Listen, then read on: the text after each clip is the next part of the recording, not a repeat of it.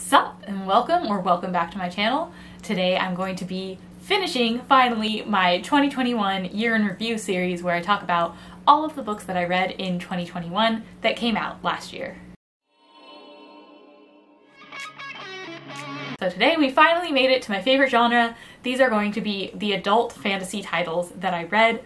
All of these are new releases.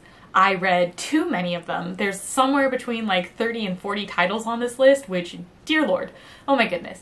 So I've broken it up again into rapid reviews, which are going to be just a very quick peek at my opinions on the book. Let me explain. No, there is too much. Let me sum up. If there are any that you guys want to hear me do a more in-depth review on, please let me know in the comments down below. I am very happy to talk about books all the time, or possibly rant about books, depending on how much I disliked it. But hit me up if you want to see more of those. Otherwise, we're going to go from my lowest ranked all the way up to the ones that I loved the most. Begin. This first one is hardly worth mentioning. I'm just going to say that I am shocked that in the year of 2021, something that was so sexist and racist managed to be published. It contains the phrases Jewess, as well as labeling different women at different times throughout the book as either a Semitic beauty or a British beauty. That's fucked up. Witches Steeped in Gold sounded like it was going to be so good, and it had multiple special beautiful editions from some of those subscription boxes, but this was so bad I couldn't finish it at all. Even like halfway through the book, I couldn't tell the difference between the two voices yet. They aren't distinct at all. Nothing interesting is happening, and I was like, nah, not worth it, not gonna continue on. The Stranger Times sounded really interesting, and granted, I did not get far enough to actually see that plot develop or anything. I was just really turned off by one of the characters and the way that the author seemed to be enjoying how terrible a character they were, instead of, like they were relishing how bad this character was and not condemning what they were doing. They were almost making excuses for it. Sorry, library, for having you order this one. Among Thieves is entirely adequate. There was nothing really bad about it. There just also was nothing really good about it. It felt like your generic standard fantasy where we're following some assassiny rogue type of character, and there's a band of misfits that I assume are supposed to be a lovable band of misfits. I didn't care about what was happening. Hall of Smoke I think I would pick up again. I just don't know that I was really in the mood for it. I really like the premise of this one, and while the execution wasn't bad, it just wasn't giving me anything that I wanted or liked. A Spindle Splintered was very short, but also very nothing. Like, at best, I think that it's fine, but then there's a lot of it that's not at best, so. The Unbroken is another one of those books that I ranted about quite a bit this year. I really dislike the two main characters, and this book does one pet peeve of mine, which is all of the conflicts in the book seem to have an internal origin. So, like, it's the main characters themselves making bad decisions that are causing all the conflicts, and oftentimes they're making the same bad decisions, so they didn't like learn their lesson from the previous time that they did something stupid. Just once in a while, I want there to be an external cause of conflict. Every decision you've made led us from bad to worse. But also, there are at least 3 or 4 instances in this book where somebody dies and you can tell that they're dying because they smell like shit, because their bowel has been punctured. And just like, do you know how often a bowel gets punctured? I just can't imagine it's as often as the author makes it seem. There are other ways to be able to rapidly tell that somebody is beyond help, suffering a mortal wound of some kind. But her go-to is to just make them smell like shit.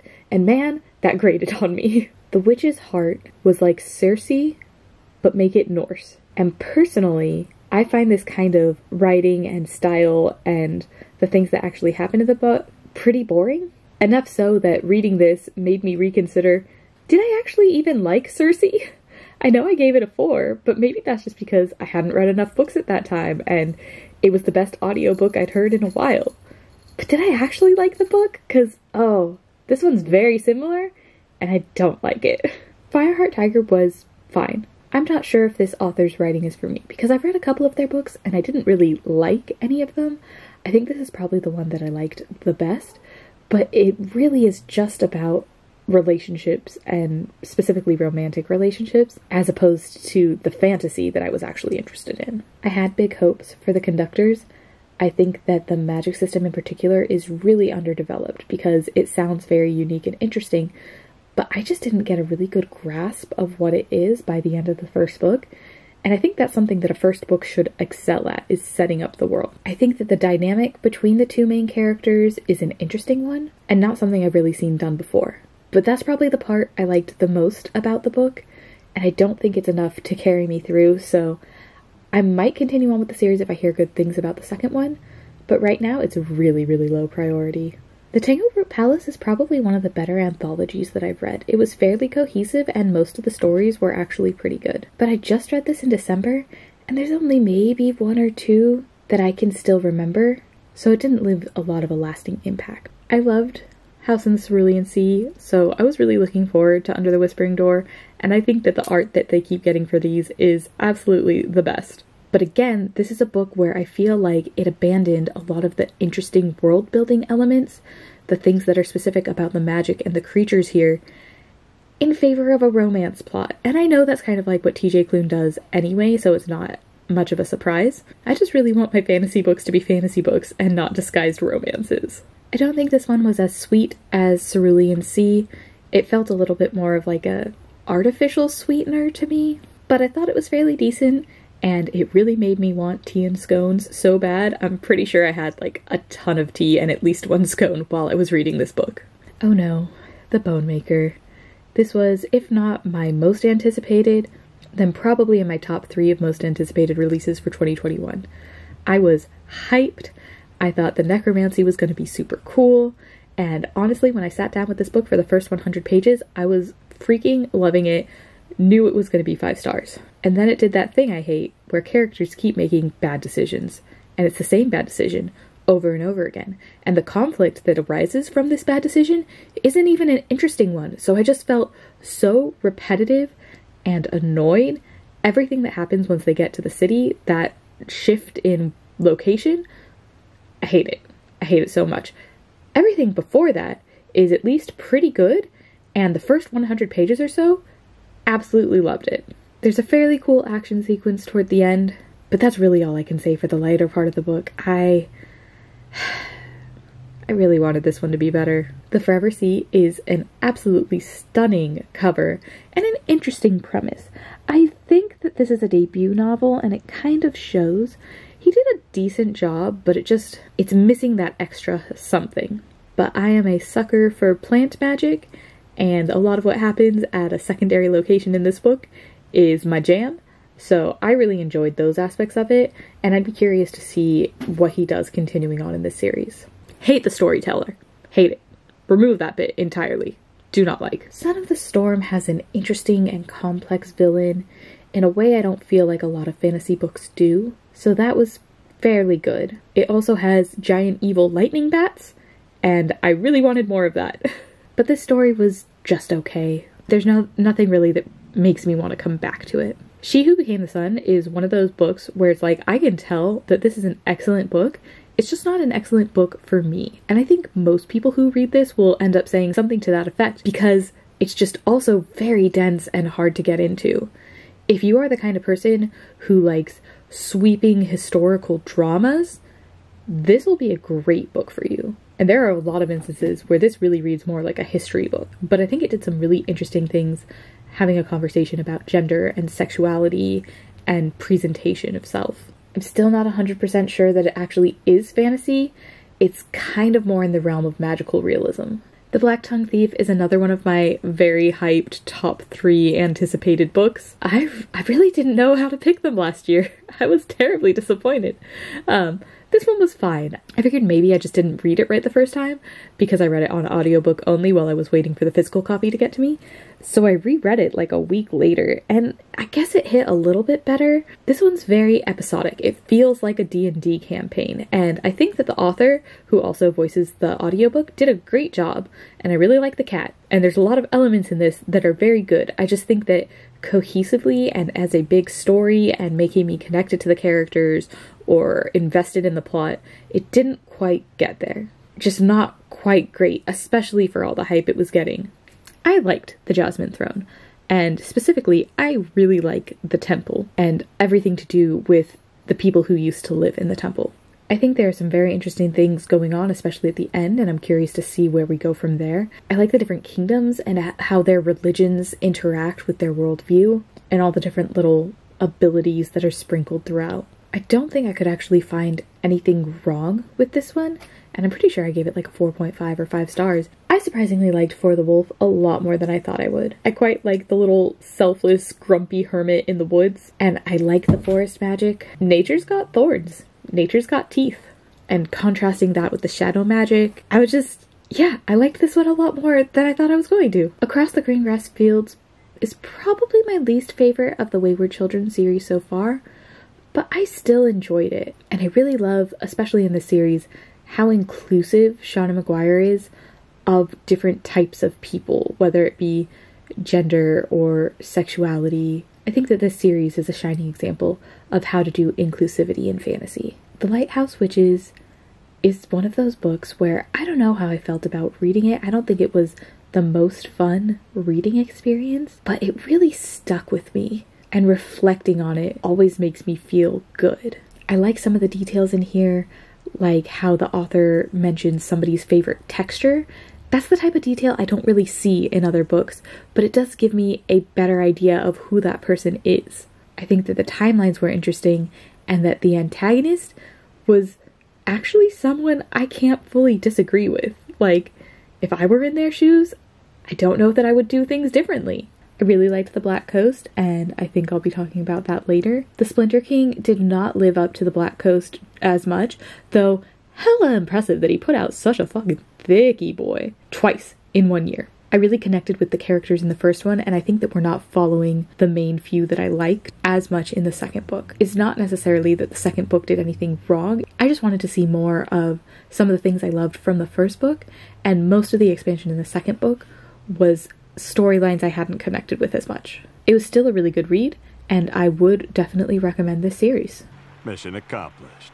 The next book on this list, now that we're done with all of the rapid reviews, is The Mask of Mirrors. And this is a thicky boy book. It's a thickums. Girl, you're thicker than a bowl of oatmeal. I actually have the sequel right now. I'm going to be reading that sometime towards the end of February probably, and I really liked this world. I thought it was very inventive and interesting. I wish that I understood the magic a little bit more, especially for a book one. I feel like that's something I normally have a better sense of. The first book tends to build up the world and the magic system, and then maybe you expand on it more in the second book. But I still feel a little bit on shaky legs. I'm not 100% sure what's going on, but I like it. And there's also a specific character in the book, and I don't think it's too much of a spoiler to say, especially because the second book, when you see on the cover, it's got a big old spider right in the middle on top of the forehead of the new mask. But one of the characters in the first book, every time they come up in my head, I just, Spider-Man, Spider-Man, dun, dun, dun, dun, dun, dun, dun. So it's really fun, and it looks like that's probably going to be the focus of the second book, and I can't wait to get into this more. I enjoyed this world a lot, and yeah, it was good. The next book on this list is The Lights of Prague, and I really didn't hear anybody talking about this at all. So when I read it, I was shocked to find that this was basically gender-bent Buffy in like Victorian times, because I don't know, that's never what I would be expecting. But there were so many moments throughout this that I was like, oh, I recognize that storyline. Oh, yeah. This is just like Faith, and that person would be Giles, and just making all of these connections to little things, because I'm a huge Buffy fan, and I wasn't looking for it at all. It's not like every time I read vampires, I'm like, oh yeah, this should be Buffy, but like, no. Like, I can't imagine a world in which this author has never seen Buffy, even if it was subconscious, and they didn't intend to. There are so many storylines that are like, I know which storyline that is from Buffy. There's no other way. So this may not be the best book that I ever read, but especially as a Buffy fan, it just gave me so many warm feels and memories and nostalgia, and it was a really fun time. Next on the list is The Bone Shard Daughter. No, it's not. It's The Bone Shard Emperor, but I didn't shut up about The Bone Shard Daughter last year, so I'm not surprised I mixed up the titles just now. I really love this series so much. I think it's one of the most original and inventive type of stories that I've seen in fantasy in a long time, and I'm so impressed, and I can't wait to see more. It's got a lot of my favorite tropes. It's got kind of mysteries and this really interesting, like, bone, dark, creepy magic, as well as Mephi and Mephi. So I thought that Bone Shard Emperor was a great sequel. I'm not sure it did everything that I wanted it to do, and it might have done a couple of things that I didn't really want it to do, but overall I really enjoyed it, and I can't wait to see where we go next in the series. The Black Coast was a super interesting book. I love all of the different viewpoints that it has and how political it is, actually. Normally I don't like politics that much. I'm gonna disappear till the politics talk is done. But in this case, I thought it was really well done and definitely speaks to the current moment that we have right now. The author is, I believe, British, so it's not necessarily like fully American politics, but also I think everyone in the world is aware of what's been going on in America for the last 4 years. So this was very timely. It's got a lot of really interesting things to say. I really like this one POV set in a separate land from where most of the rest of the characters are living. And in that kingdom, gender is a part of their language even, and it's very interesting how that's portrayed in the book. It takes a little while to get used to, but eventually you just kind of flow with it, and I think it's a really unique point of view. I also like the way that it has two different peoples coming to learn to live together, because a lot of the time, especially in all these fantasy books, you get to see the conflicts, and maybe at the end of the book they're going to resolve to live together, but you don't actually see those growing pains. So I think it's very interesting that they took the time to do that here in the first book of the series. This book also has one of my favorite scenes from the year. It's when they're off in the woods, there's some dragons involved, and I'm not going to say anything more than that, but I cannot stop smiling and thinking about that scene. I absolutely loved it, and I forced my husband to read this book, even though she's thick. She's real thick. And I made him read it really quickly because I'm like, I need to talk about this scene, and I don't want to ruin it for you, so read the book so I can talk about this scene with someone already. But I really enjoyed this book, and I am impressed by how many pages he managed to put out in this series last year. He did 2 chonky books, so hopefully we'll get the same for this year. I would absolutely love that. The next book does not have the highest score. I know this doesn't work for everybody, and I don't know exactly why it worked for me, especially because maybe 120, 150 pages in, I was sitting in the backyard reading my book, my husband came out to join me, get some nice summer sun, and I just sat there and I told him how crazy this book was, because I couldn't really believe what I was reading. It's wild. And then I didn't get up one more time after that. I just read the book all the way through and absolutely loved it. And then I looked at the time and like, holy shit, I finished the book. It's like 5 p.m. What have I done with my day? How did she manage to do this and suck me in so much? And so that book is Star Eater. And this is about cannibal nuns who get their power by eating parts of the body of their mother. Actually, I find it all fascinating. Yes, that's what concerns me. Yeah, it's as weird as it sounds, but I really like the origin stories and the kind of interesting little hints you get that's going on. There's also these really cool creatures that are in the world. Scary. They're like a zombie, vampire, werewolf type of hybrid. If you took attributes from all of these different monster groups and then just put them together to be this OP, terrifying, unstoppable monster, that's basically what you get in this world. So of course you need cannibal nuns to be able to fight that. That's just what you do.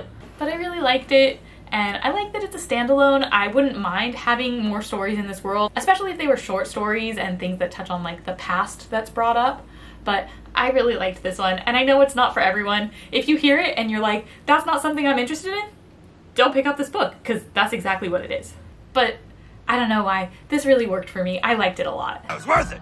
The next book on this list is The Memory Theater, and this is by a Swedish author. It's kind of like a dark fairy tale, very twisted. There's some fucked up stuff going on in the beginning, but it's just so, I don't know, it's kind of nostalgic and comforting, like a cozy read, even though it's really, really dark. It's got some interesting things to do with portal fantasy. It doesn't follow a standard 3-act structure. I think that the characters are very unique and their relationships with each other aren't something that I normally see explored.